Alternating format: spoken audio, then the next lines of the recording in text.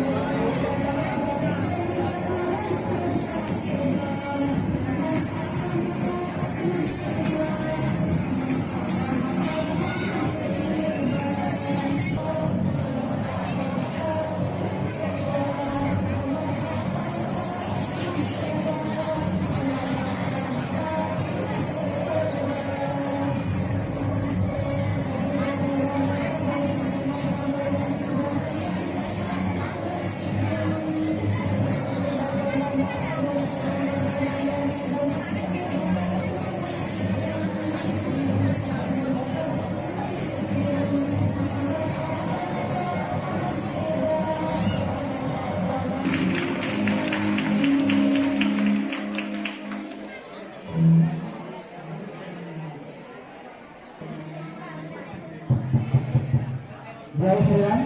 ఇప్పటి వరకు నిత్య ప్రదర్శనతోటి స్వామి వారిని ఆదరించినటువంటి చిన్నారులకు